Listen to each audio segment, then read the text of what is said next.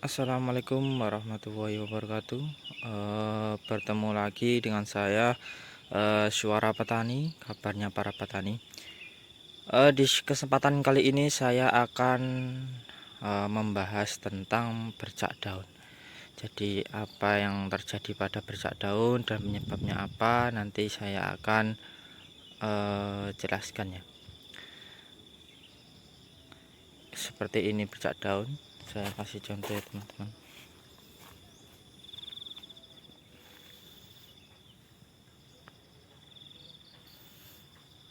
Nah, ini bercak daun. Contohnya adalah seperti ini teman-teman. Bercak daun sendiri ini disebabkan oleh karena curah hujan yang terlalu deras. Kemarin di sini itu curah hujannya 4 hari dan sangat deras sekali, sehingga mengalami bercak daun pada daun itu sendiri, pada tanaman cabai. Nah, bercak daun itu dikarenakan ada jamur teman-teman. Nah, ini jamurnya. Ini adalah jamur-jamur. Nanti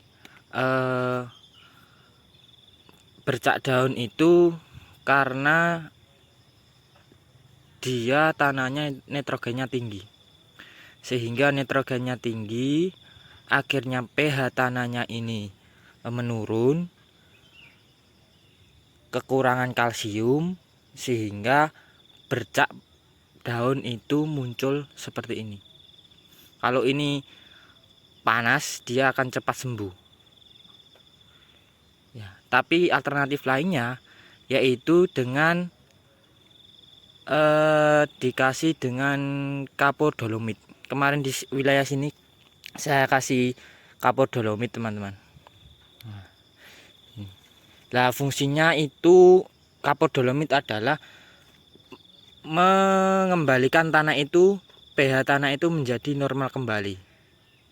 Karena di dalam kandungan dolomit itu terkandung sulfur dan kalsium. Karena nitrogennya tinggi, sehingga kita tidak boleh mengkasih pupuk atau fungisida yang mengandung nitrogen tinggi, sehingga kita harus mengasihkan kalsium atau sulfur pada tanah itu menjadi normal kembali. Terus alternatif kedua yaitu bisa menggunakan spray untuk mengantisipasi bercak daun itu sendiri ya teman-teman. Nah, ini dia obatnya teman-teman. Amistartop 325 EC. Nah, ini Amistartop ini mengandung fungisida yang salah satu fungisida yang mempunyai bahan aktif 2 ya teman-teman. Ini bahan aktifnya adalah azoxystrobin dan difenoconazole. Nah, ini dibuat oleh PT Syngenta.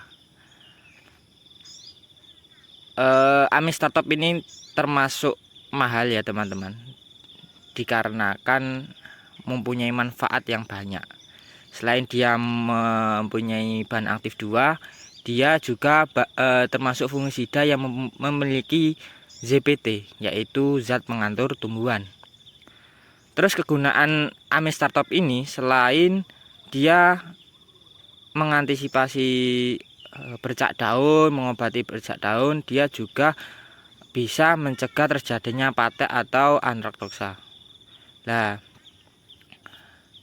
ini fungisida yang sistemik yang bersifat protektif dan kuratif, yang artinya pencegahan dan pengobatan. Jadi mempunyai 2 fungsi itu sendiri. Nah, untuk penggunaan cabai itu bisa digunakan bercak daun, juga bisa digunakan antraktosa. Ukurannya sendiri 0,5 sampai 1 mili per liter. Amistartop juga termasuk terbilang sangat rendah untuk dosisnya, jadi tidak terlalu banyak. Untuk tangki 16 liter itu mungkin hanya butuh 1 tutup saja. 1 tutup saja, tergantung nanti keparahan pada bercak daun pada tanaman cabai. Jadi kalau kita parah ya mungkin maksimal 1 tutup lah. Ini Amistatop ukuran 100 mili ya. Jadi kalau setelah dispray itu akan mengalami gugur. Jadi kalau memang sudah sembuh seperti ini, nah, ini itu yang sudah sembuh. Nah, ini adalah proses pengeringan. Nanti kalau ini sudah kering semua, dia akan gugur. Nah, terkadang pun kuning juga sudah gugur dia. Tidak masalah, tapi kita harus menambahkan vitamin yang lainnya agar memberikan daun baru yang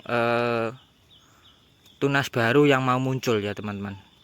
Jadi kita tidak fokus untuk spray itu saja, tapi setelah kita spray kita harus menambahkan vitamin itu sendiri kepada tanaman itu. Karena kalau kita sering spray itu otomatis itu akan berhenti umpusnya. Nah, kalau kita berhenti, kalau kita tidak menambahkan vitamin, kita tidak akan muncul tunas-tunas baru. Seperti itu ya teman-teman. Dan ya, ini adalah cabai rawit umur 2 bulan lebih 10 hari. Jadi kesimpulannya adalah bercak daun itu disebabkan oleh curah hujan yang tinggi sehingga pH tanahnya itu tidak normal, sehingga kita harus mengantisipasi dengan cara dispray dengan obat fungisida Amistatop atau ditabur kapur dolomit pada tanah itu sendiri sehingga pH tanahnya bisa normal kembali. Karena ini memang musim-musim penghujan, sangat banyak sekali penyakit pada tanaman cabai. Maka dari itu kita harus pintar-pintar, harus cermat-cermat mengamati, mengevaluasi cabai kita agar terhindar dari penyakit itu sendiri.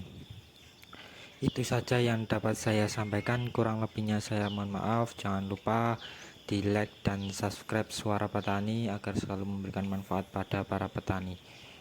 Sekian dari saya, wassalamualaikum warahmatullahi wabarakatuh.